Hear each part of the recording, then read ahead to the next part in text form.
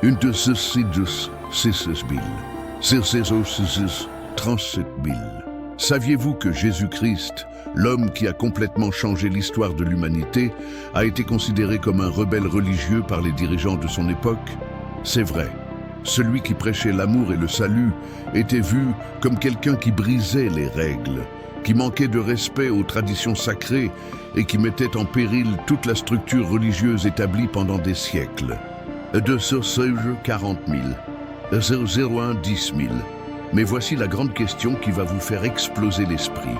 Et si je vous disais qu'à chaque fois que Jésus a enfreint une règle religieuse, il n'était pas rebelle par rébellion, mais qu'il révélait la vraie nature de Dieu et le but réel de la religion. Préparez-vous, car aujourd'hui, nous allons plonger profondément dans chaque moment où Jésus a choqué les religieux de son temps.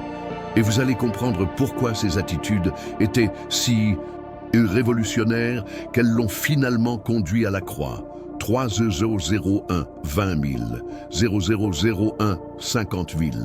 Si vous voulez comprendre le vrai Jésus de la Bible, celui qui dérangeait les puissants et accueillait les rejetés, alors restez avec moi jusqu'à la fin de cette vidéo. Car ce que vous allez découvrir peut transformer complètement votre vision de la foi, de la religion et de la relation avec Dieu. Commençons par l'épisode le plus célèbre et peut-être le plus mal compris de tous. Jésus guérissant le jour du sabbat. 402 02 02 30 000. Pour comprendre l'ampleur de ce que Jésus a fait, vous devez d'abord saisir ce que le sabbat signifiait pour le peuple juif. Le sabbat n'était pas seulement un jour de repos, c'était le signe de l'alliance entre Dieu et Israël. C'était sacré, intouchable. Les pharisiens et les scribes avaient développé au fil des siècles 39 catégories de travail interdites le jour du sabbat. Et dans ces catégories, il y avait des centaines de spécifications détaillées. 5 02 40 000, 00003 10 000. Ils avaient créé ce qu'ils appelaient une clôture autour de la Torah, des règles supplémentaires pour garantir que personne ne s'approche même près de violer les commandements de Dieu. Et c'est exactement ici que Jésus entre en scène, non pas avec peur ou révérence pour les traditions humaines, mais avec une autorité qui laissait tout le monde bouche bée. Dans l'évangile de Jean, chapitre 5, nous trouvons Jésus à la piscine de Bethesda, où il y avait un homme paralysé depuis 38 ans. 6 03 20 000, 003 50 000. Regardez bien, 38 ans, et c'était le jour du sabbat quand Jésus l'a trouvé. Jésus aurait pu attendre jusqu'au coucher du soleil, quand le sabbat se terminait. Il aurait pu planifier une rencontre pour le lendemain. Mais non, il a délibérément choisi de guérir cet homme le jour du sabbat. Et il ne l'a pas seulement guéri. Il lui a dit « Lève-toi, prends ton lit et marche ». 7 Zouzou 04 Zizil 0004 30 000. Pouvez-vous imaginer la scène? L'homme qui ne marchait plus depuis près de 4 décennies se lève soudain, prend sa civière et commence à marcher. Les personnes autour sont sous le choc, mais pas à cause de la guérison miraculeuse. Non, elles sont indignées parce que l'homme portait son lit le jour du sabbat. Les dirigeants religieux confrontent Jésus et sa réponse est absolument dévastatrice. Mon Père agit jusqu'à présent et moi aussi j'agis. 8 04 40 000. 0005 10 000. Par cette simple déclaration, Jésus non seulement s'est égalé à Dieu, mais a complètement redéfini le but du sabbat. Il disait que Dieu ne cesse pas de soutenir l'univers le jour du sabbat, il ne cesse pas de faire le bien. Et donc, faire le bien le jour du sabbat n'est pas violer la loi, c'est accomplir le but pour lequel la loi a été créée. Mais ce n'était que le début. Car dans Marc, chapitre 3, Jésus élève cela à un niveau totalement différent. 9 05 20 000, 05 50 000. Il entre dans la synagogue et là se trouve un homme avec une main desséchée. Les pharisiens observent Jésus attentivement, non pas pour apprendre de lui, mais pour l'accuser. Ils voulaient voir s'il oserait guérir le jour du sabbat. Et Jésus, connaissant leurs pensées, fait quelque chose de génial. Il place l'homme au milieu de tous et pose alors une question qui réduit complètement ses critiques au silence. Est-il permis, le jour du sabbat, de faire du bien ou de faire du mal, de sauver une vie ou de tuer? Silence absolu. Personne ne répond. Dit Daïri 06 David 06 30 000. Et la Bible dit que Jésus les regarda avec colère, attristé par l'endurcissement de leur cœur. Et alors il ordonna à l'homme d'étendre sa main, et elle fut complètement restaurée. Saisissez-vous ce qui s'est passé ici? Jésus n'a pas seulement guéri le jour du sabbat, il a forcé les dirigeants religieux à confronter leur propre hypocrisie. Ils étaient plus préoccupés par leurs règles que par la souffrance humaine, plus intéressés à maintenir le contrôle religieux qu'à voir des vies transformées. 11 006 40 000, 0007 10 000. Et ce qui est encore plus ironique et tragique, Marc nous dit qu'immédiatement après cette guérison, les pharisiens sortirent et commencèrent à comploter avec les Hérodiens sur la manière dont ils pourraient faire mourir Jésus. Laissez cela pénétrer un moment. Ils planifiaient un meurtre, violant le commandement « Tu ne tueras point », parce que Jésus avait guéri quelqu'un le jour du sabbat. L'aveuglement religieux en était arrivé à un point où tuer semblait plus justifiable que guérir. 12 007 20 000, 007 50 000. Maintenant, si vous pensez que Jésus s'est arrêté là, vous ne connaissez pas la profondeur de sa mission révolutionnaire. Allons sur un territoire encore plus explosif. Jésus touchant les impurs. Dans le système religieux juif, il y avait des lois détaillées sur la pureté rituelle.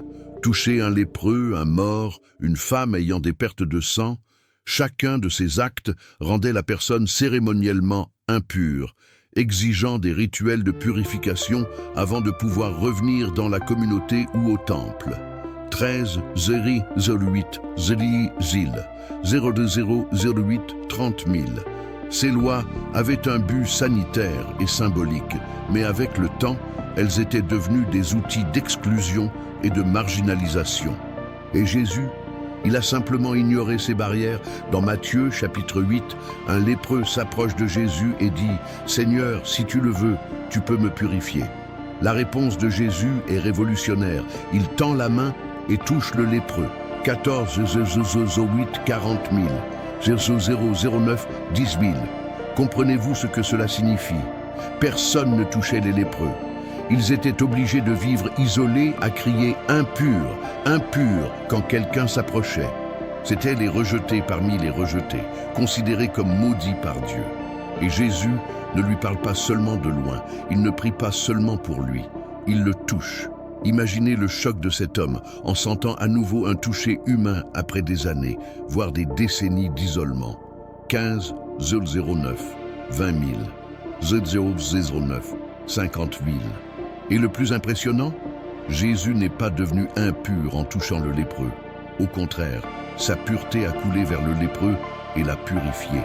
Jésus montrait qu'il n'était pas contaminé par l'impureté, mais que sa présence transformait l'impur en pur, le rejeté en accepté, l'exclu en inclus. Mais attendez, il y a plus, car dans Marc chapitre 5, nous trouvons une des histoires les plus puissantes de toutes.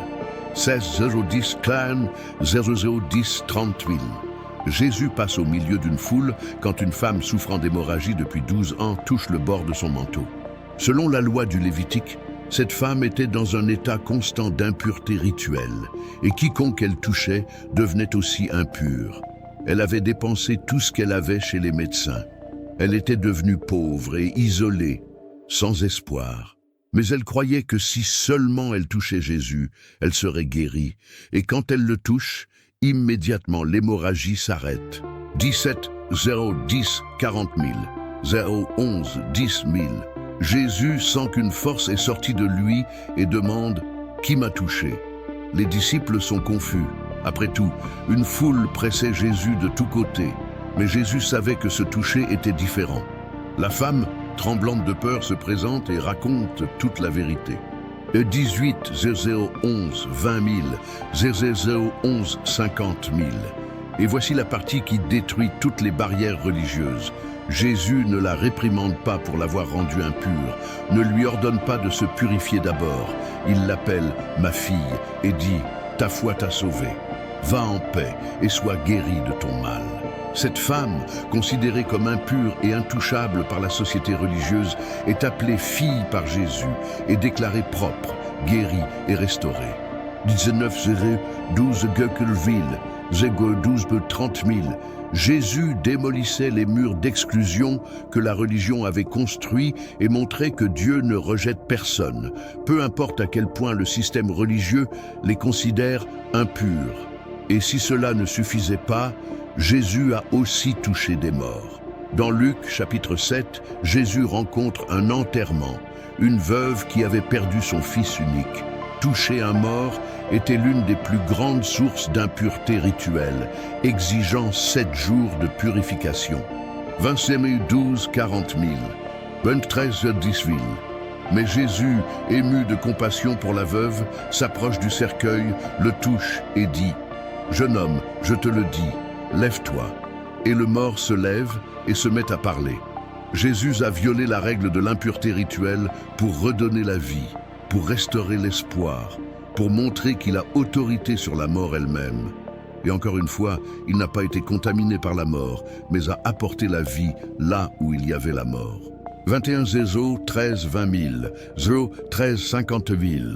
Chaque fois que Jésus touchait les intouchables, il faisait une déclaration théologique profonde.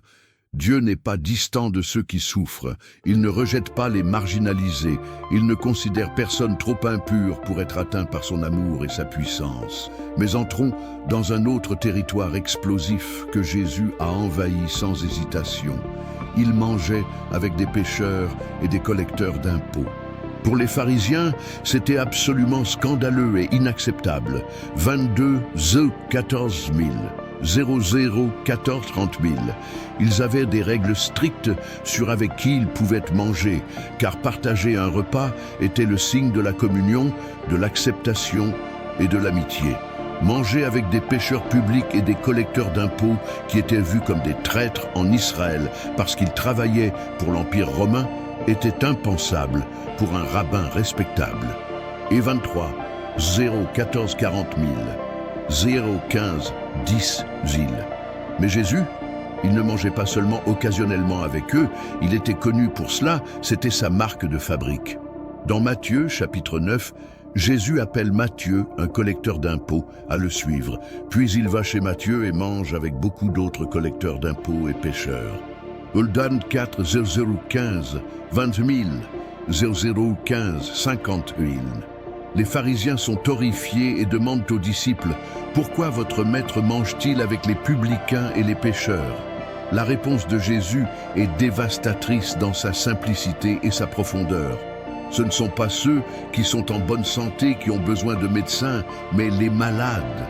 Je ne suis pas venu appeler des justes, mais des pécheurs à la repentance. Par cette déclaration, Jésus renverse complètement la compréhension religieuse de l'époque. 25 16 0 16 30 000. Les pharisiens croyaient que pour être proche de Dieu, il fallait d'abord se purifier, suivre toutes les règles, prouver qu'on en était digne. Jésus enseigna le contraire. Dieu vient vers les pécheurs, il les cherche, mange avec eux avant qu'ils ne se nettoient, avant qu'ils ne prouvent quoi que ce soit.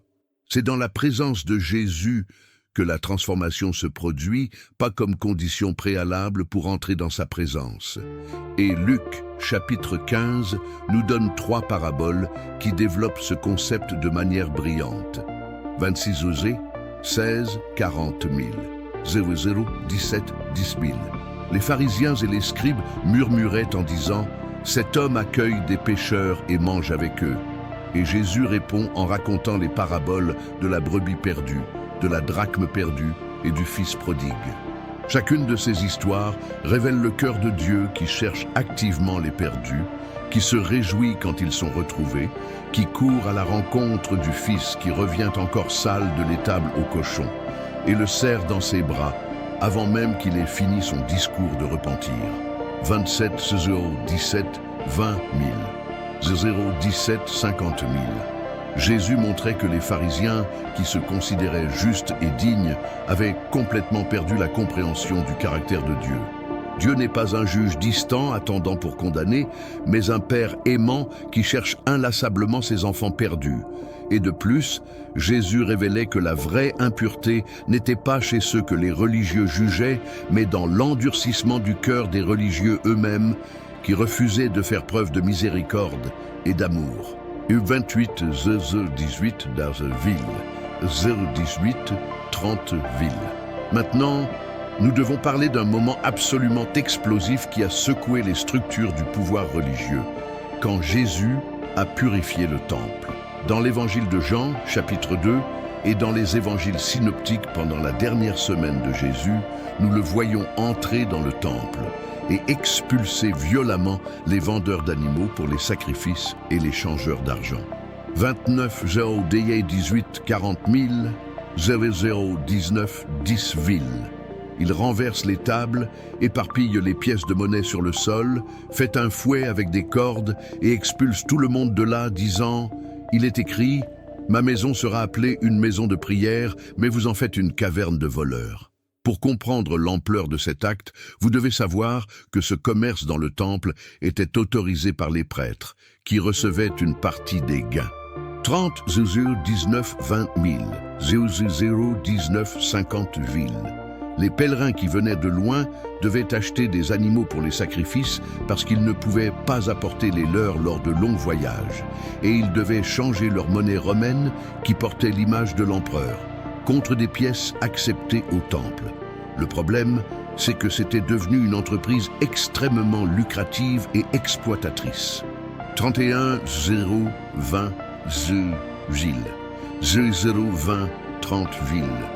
Les pauvres étaient extorqués, payant des prix absurdes pour les animaux de sacrifice, et les gentils qui voulaient prier étaient expulsés de leur espace désigné, le parvis des gentils, qui avait été transformé en ce marché chaotique.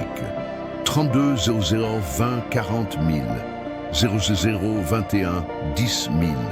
Jésus n'était pas seulement irrité par la commercialisation de la religion, il était furieux parce que ce système empêchait les gens d'arriver à Dieu, opprimait les pauvres au nom de la religiosité et transformait la maison de prière pour toutes les nations en un club exclusif pour l'exploitation des fidèles. 33 0 21 20 000, 0 21 50 000. Quand Jésus renverse ses tables et expulse les vendeurs, il fait une déclaration prophétique. Le système religieux corrompu sera renversé. L'accès à Dieu ne sera plus contrôlé par des intermédiaires corrompus. Et le vrai temple, le corps de Jésus, sera détruit et reconstruit en 3 jours, inaugurant une nouvelle ère où les gens adoreront Dieu en esprit et en vérité, pas dans des temples faits de mains d'hommes. 34 12 22 000, 0 22 30 000. Les chefs religieux sont furieux et demandent un signe d'autorité. Jésus répond « Détruisez ce temple, et en 3 jours, je le relèverai. » Il pense qu'il parle du temple physique qui a pris 46 ans à construire, mais Jésus parlait de son propre corps, prophétisant sa mort et sa résurrection. Cet acte de purification du temple fut l'un des facteurs décisifs qui amenèrent les chefs religieux à planifier la mort de Jésus. 35 0 22 40 000, 0 23 10 000. Il avait attaqué le centre du pouvoir religieux, avait exposé la corruption, avait menacé tout le système lucratif qu'ils avaient construit au nom de Dieu. Mais il y a un autre aspect des violations des règles par Jésus qui doit être exploré en profondeur, sa réinterprétation radicale de la loi. Dans le Sermon sur la montagne, rapporté dans Matthieu, chapitres 5 à 7, Jésus fait quelque chose qu'aucun rabbin avant lui n'avait fait avec une telle autorité. 36 0 23 20 000, 0 23 50 000, il dit « Vous avez entendu qu'il a été dit aux anciens, mais moi je vous dis ». 6 fois Jésus utilise cette formule, et à chaque fois, il ne contredit pas la loi de Moïse, mais va beaucoup plus profondément, beaucoup plus loin, jusqu'à l'intention du cœur. Vous avez entendu qu'il a été dit « Tu ne tueras point ».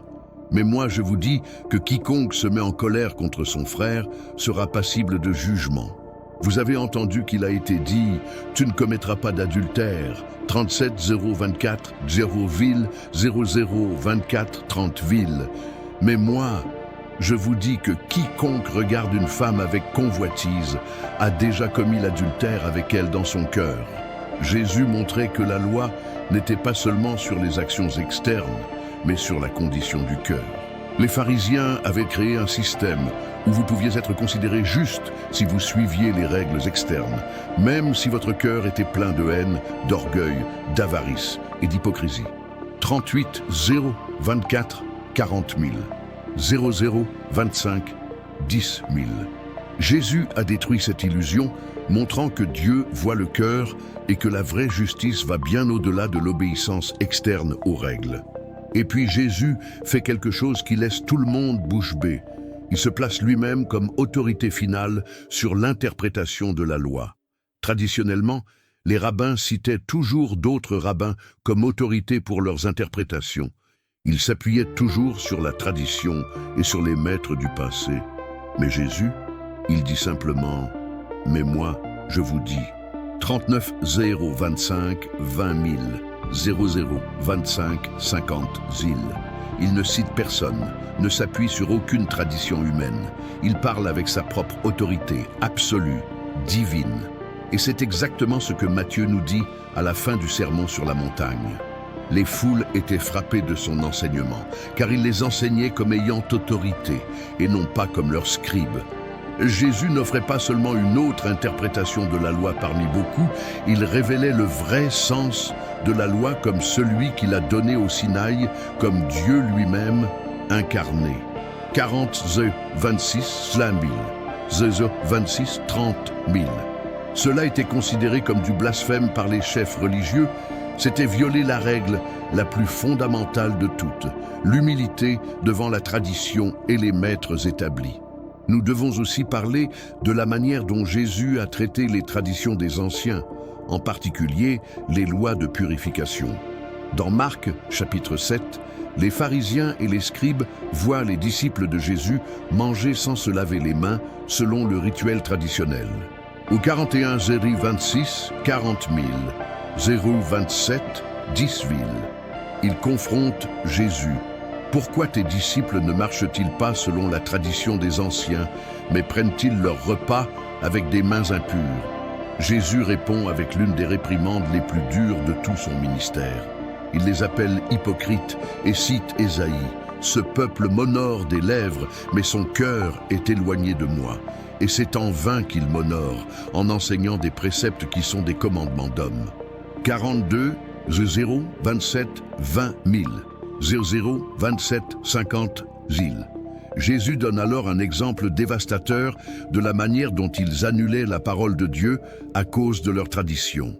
Dieu avait ordonné « Honore ton père et ta mère », mais ils avaient créé une échappatoire appelée Corban, où quelqu'un pouvait déclarer que ses ressources étaient consacrées à Dieu et ainsi éviter de prendre soin de ses parents âgés. Jésus les accuse. Vous annulez ainsi la parole de Dieu par votre tradition que vous avez établie. 43 00 28 Tindemement 00 28 30 fil. Il exposait l'hypocrisie d'un système qui se préoccupait plus des rituels externes de purification que d'une obéissance authentique aux commandements de Dieu sur l'amour, la justice et la miséricorde. Mais Jésus ne s'arrête pas à la critique, il va plus loin et fait une déclaration théologique révolutionnaire qui change complètement la compréhension de la pureté et de l'impureté. 44 00 28 40 000 00 29 10 000. Il appelle la foule et dit « Il n'y a rien en dehors de l'homme qui, entrant en lui, puisse le rendre impur, mais ce qui sort de l'homme, c'est ce qui le rend impur. » 45 0 29 20 000 00 29 50 000. Plus tard, en privé avec ses disciples, Jésus explique « Ne comprenez-vous pas que rien de ce qui entre du dehors dans l'homme ne peut le rendre impur, car cela n'entre pas dans son cœur, mais dans son ventre, puis est évacué. C'est ce qui sort de l'homme qui le rend impur, car c'est du dedans, du cœur des hommes, que sortent les mauvaises pensées, les adultères, les débauches, les meurtres, les vols, les cupidités, les méchancetés, la fraude, l'impudicité, l'envie, la calomnie, l'orgueil, la folie. 46 30 Naron Crowville, 00 30 30 000. Toutes ces mauvaises choses sortent du dedans et rendent l'homme impur. Marc ajoute un commentaire éditorial. Il déclarait purs tous les aliments. Saisissez-vous l'ampleur de cette déclaration? Jésus disait que les lois alimentaires qui avaient séparé les Juifs des gentils pendant 1500 ans, qui faisaient partie fondamentale de l'identité juive, n'avaient plus pour but de définir la pureté devant Dieu. La vraie impureté ne vient pas de l'extérieur, mais de l'intérieur, du cœur corrompu. 47 030 40 000 031 10 000. Cela a ouvert la voie pour que l'Évangile aille aux gentils sans qu'ils aient besoin de se convertir d'abord au judaïsme, sans qu'ils aient besoin de suivre les lois alimentaires et de purification. C'était une révolution théologique totale. Maintenant, allons à l'un des aspects les plus controversés et mal compris du ministère de Jésus, sa relation avec les femmes. Dans la société juive du 1er siècle, les femmes étaient des citoyennes de seconde classe, en termes religieux. 48 31 20 000 00 31 50 000. Elles ne pouvaient pas être disciples de rabbins, ne comptaient pas pour former le quorum nécessaire pour la synagogue, leur témoignage n'était pas accepté au tribunal, et on attendait d'elles qu'elles restent à la maison à s'occuper de la famille. Mais Jésus, il a simplement ignoré toutes ces normes sociales et religieuses. Dans Luc, chapitre 8, on nous informe que Jésus voyageait avec ses 12 disciples et aussi avec plusieurs femmes qui le suivaient et le soutenaient de leurs biens. Marie de Magdala, Jeanne, Suzanne et beaucoup d'autres. 49 032 0 10 00 32 30 Jiln. Ces femmes étaient des disciples de Jésus, voyageaient avec lui, apprenaient de lui, exactement comme les hommes. C'était absolument scandaleux et sans précédent.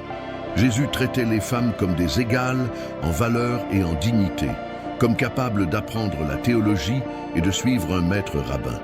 Et il y a plus, car dans Luc chapitre 10, nous trouvons l'histoire de Marie et Marthe qui révèle encore plus profondément la position de Jésus concernant les femmes. 50 32 40 000 00 33 10 000. Jésus entre dans la maison de ses sœurs et pendant que Marthe est occupée à tout préparer, Marie s'assied aux pieds de Jésus pour écouter sa parole. Marthe se plaint à Jésus. « Seigneur, cela ne te fait-il rien que ma sœur me laisse seule pour servir? Dis-lui donc de m'aider. » La réponse de Jésus est révolutionnaire. « Marthe, Marthe, tu t'inquiètes et tu t'agites pour beaucoup de choses. Une seule chose est nécessaire. Marie a choisi la bonne part, qui ne lui sera pas enlevée. » 51 00 33 20 000 000 33 550 000. S'asseoir au pied d'un rabbin était la position formelle d'un disciple apprenant du maître. C'était exactement la même expression utilisée pour décrire Paul, étudiant au pied de Gamaliel. Jésus affirmait le droit de Marie d'être une disciple, d'apprendre la théologie, de choisir l'étude des Écritures plutôt que les rôles domestiques traditionnels. 52 34 000 34 30 000. Cela brisait complètement les normes de genre de l'époque et élevait les femmes à une position d'égalité dans le royaume de Dieu qui était inimaginable dans cette culture. Et nous ne pouvons oublier la rencontre de Jésus avec la femme samaritaine au puits, rapportée dans Jean chapitre 4. Cet épisode brise tant de règles simultanément qu'il est difficile de toutes les compter. Premièrement, Jésus parlait avec une femme en public, ce qu'aucun rabbin respectable ne ferait. 53 034 40 000 035 10 000. Les disciples eux-mêmes furent choqués quand ils revinrent et trouvèrent Jésus en train de converser avec elle. Deuxièmement, elle était samaritaine et les Juifs ne s'associaient pas avec les Samaritains, considérés comme hérétiques et impurs. Troisièmement, elle avait une réputation morale douteuse, ayant eu 5 maris et vivant avec un homme qui n'était pas son mari. Mais Jésus ne fait pas que lui parler. Il se révèle à elle comme le Messie, quelque chose qu'il faisait rarement aussi directement. Et 54 35 20 000 35 50 000. Il a avec elle la conversation théologique la plus profonde rapportée dans les évangiles sur l'adoration véritable. Et puis, incroyablement, elle devient la première évangéliste, courant à la ville et amenant beaucoup de gens à connaître Jésus. Une femme samaritaine de mauvaise réputation devient le pont pour qu'un peuple entier connaisse le Sauveur. En 36 Nedgeville, 36 30 000. Jésus démolissait les barrières de genre, d'ethnicité, de réputation morale et de statut social, montrant que l'Évangile était pour tous, absolument tous. Mais nous devons arriver au point culminant de toutes ces violations de règles, au moment qui concentre tout ce que Jésus a enseigné et démontré sur la grâce, la miséricorde et le vrai caractère de Dieu. Dans Jean chapitre 8, les scribes et les pharisiens amènent à Jésus une femme surprise en adultère. 56, 0036, 40 000, 0037, 10 000.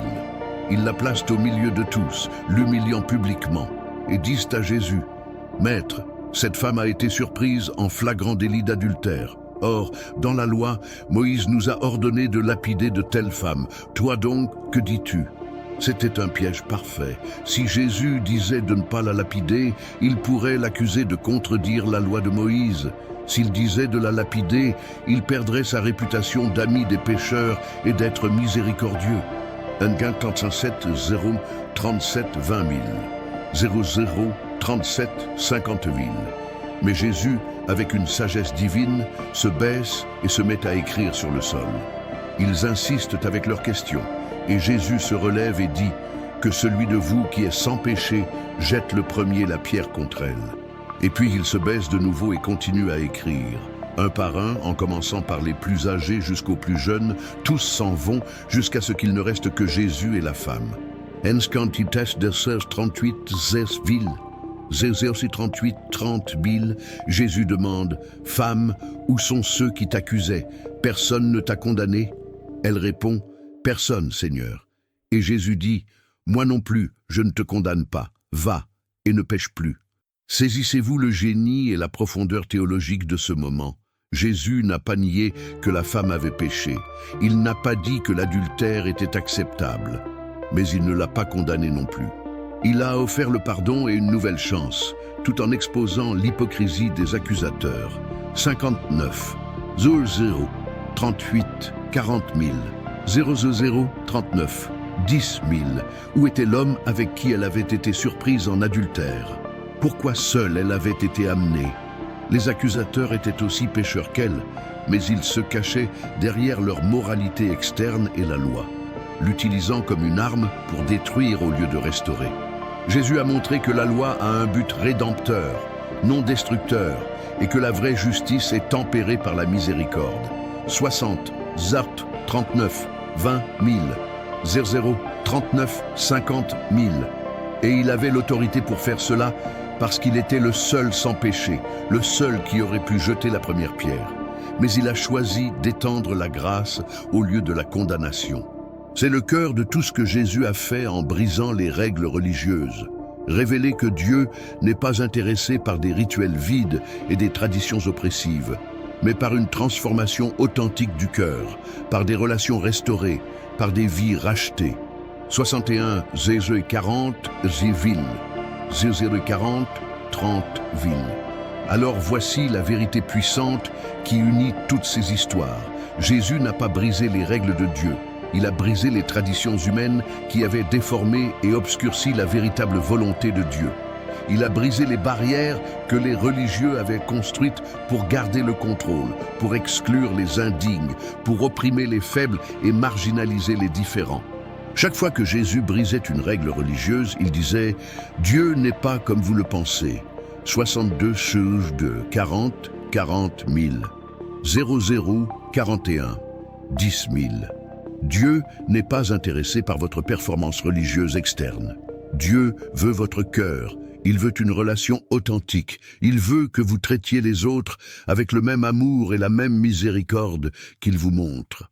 63 00 41 20 000 00 41 50 000.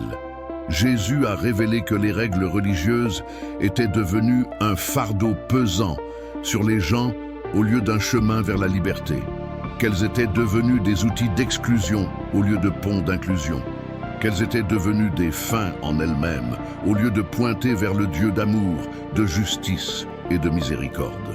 Un pays 30 000, d'autres 30 000.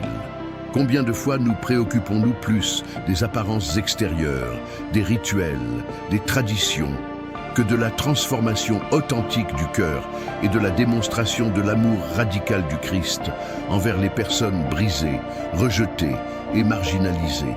Jésus nous appelle à un christianisme qui va bien au-delà du suivi de règles, qui va jusqu'au plus profond de notre être, qui transforme non seulement ce que nous faisons, mais qui nous sommes.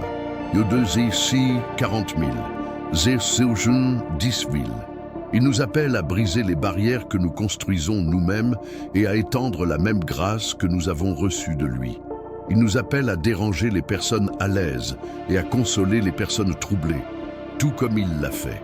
Il nous appelle à être plus connus pour ce que nous soutenons que pour ce que nous combattons, à être des ambassadeurs de réconciliation et non des gardiens de l'exclusion. 3 20 000, 50 000. Les autorités religieuses de l'époque de Jésus l'ont tué parce qu'il menaçait tout le système qu'ils avaient construit, tout le pouvoir qu'ils exerçaient, toute l'identité qu'ils avaient créée autour de l'idée d'être les gardiens de la vérité et de la moralité. Ils ne pouvaient pas accepter un Messie qui venait pour servir au lieu d'être servi, qui s'identifiait aux pécheurs au lieu de s'isoler d'eux, qui avait une autorité divine, mais n'utilisait pas cette autorité pour dominer, mais pour libérer. 4002 villes au 02 30 000. Ils voulaient un Messie qui valide leur religiosité, qui les exalte comme supérieurs, qui détruise leurs ennemis. Ce qu'ils ont obtenu fut un Messie qui a exposé leur hypocrisie, qui les a appelés sépulcres blanchis, beaux à l'extérieur mais pleins de mort à l'intérieur, qui les a avertis que les prostituées et les collecteurs d'impôts entraient dans le royaume de Dieu avant eux. Et voici le point final et le plus important. Jésus n'est pas venu pour abolir la loi ou les prophètes, mais pour les accomplir. 502 40 000, 0003 10 000. Il n'était pas contre la sainteté, il était contre l'hypocrisie. Il n'était pas contre l'obéissance, il était contre le légalisme qui tuait l'esprit tout en maintenant la lettre. Il n'était pas contre la religion en soi, il était contre la religion qui était devenue une fin en elle-même au lieu d'un moyen de connaître Dieu. 03 20 000, 03 50 000. Chaque règle que Jésus a brisée, il l'a brisée pour révéler le cœur de Dieu, pour montrer que Dieu est plus grand que nos boîtes théologiques, plus miséricordieux que nos systèmes religieux, plus inclusif que nos catégories de dignes et d'indignes.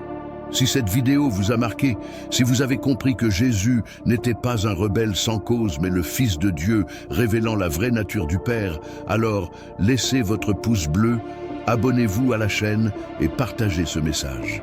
Zétéziri 04 1000, 0004 30 000. Et le plus important, demandez-vous, est-ce que je suis Jésus ou est-ce que je suis un système religieux? Ma foi est-elle une liste de règles à suivre ou une relation transformatrice avec le Dieu vivant? Est-ce que j'utilise ma foi pour construire des ponts ou pour construire des murs? Car au final, le christianisme que Jésus a enseigné ne se mesure pas au nombre de règles que tu peux garder, mais à la quantité d'amour que tu peux démontrer.